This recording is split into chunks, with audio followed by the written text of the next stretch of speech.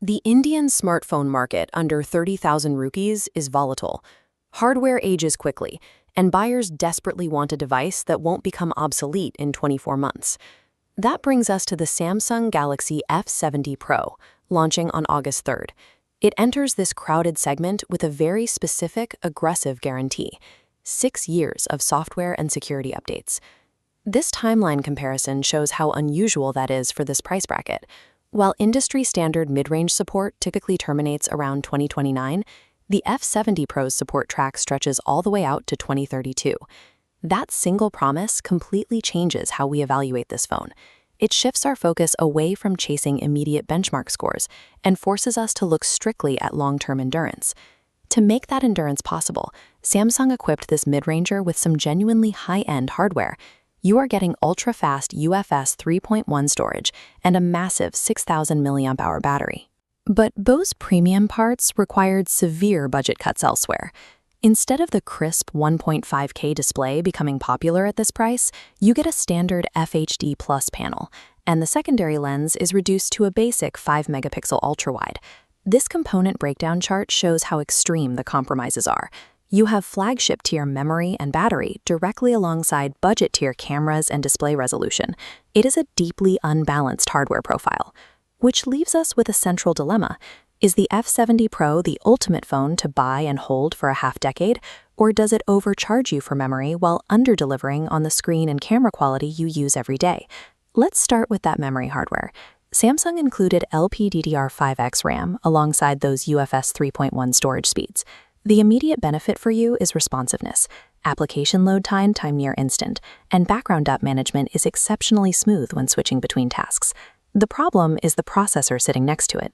All of that incredibly fast data has to be handled by a mid-range Snapdragon 6 Gen 3 chipset. Massive data packets rush out of the UFS 3.1 storage, but hit the narrow processing funnel of the Snapdragon 6 Gen 3. During heavy gaming, data physically backs up at the CPU. The frame rates are capped, rendering the fast memory irrelevant. Ultimately, that flagship memory makes swiping through One UI fast, but it offers 0 frame rate improvements for mobile gamers. If you want raw gaming performance, that extra cost does nothing for you. Then we have the power array, a 6,000 mAh battery supported by 45-watt charging. The real-world benefit of this capacity is absolute reliability. Even for users with erratic schedules, this guarantees true 2-day endurance without anxiety. But housing a 6,000 mAh cell requires physical space. It unavoidably increases the overall thickness and weight of the chassis. That creates an ergonomic cost. Using this phone one-handed is noticeably more difficult. Buyers have to weigh physical comfort in the hand against the utility of a 2-day charge. Looking at the cameras, the primary 50-megapixel sensor includes optical image stabilization and delivers reliable, sharp photos in most everyday lighting situations. The secondary lenses, however, are a 5-megapixel ultra-wide and a 2-megapixel macro. This camera scorecard clearly illustrates the compromise. The 50-megapixel lens earns its place, but the 5 and 2-megapixel sensors lack the resolution to capture high-quality landscapes or detailed close-ups. They are functionally useless filler. The final piece is Samsung's One UI 8.5 software, which relies heavily on a new suite of on-device AI features. The risk here is time.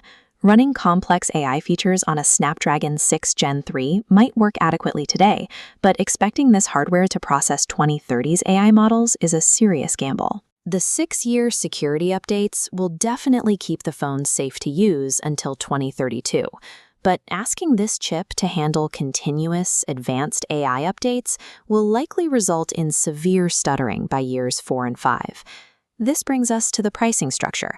The 6GB RAM, 128GB base model starts at a highly competitive 25,999 rupees, but climbing to the 8GB RAM, 256GB variant hikes the price steeply to 34,999 rupees.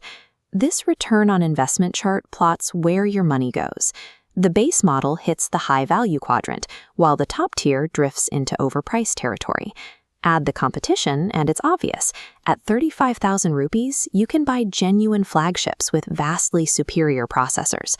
Upgrading the variants on this specific device is a trap. It forces you to pay near flagship money for mid-range processing power with rapidly diminishing returns.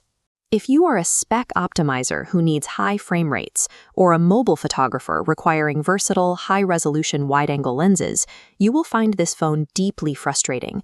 You should skip it entirely. But it is the perfect tool for a longevity pragmatist.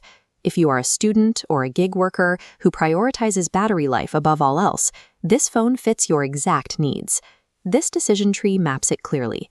If your primary use is gaming or diverse photography, follow the top branch and buy a competitor. If your priority is 4+ years of security and massive battery life, follow the bottom branch to the F70 Pro. The verdict is simple. If you match the pragmatist profile, buy the 25,999 rupee base model, ignore the storage upgrades, and let that 6,000 mAh battery do the heavy lifting for the next half-decade.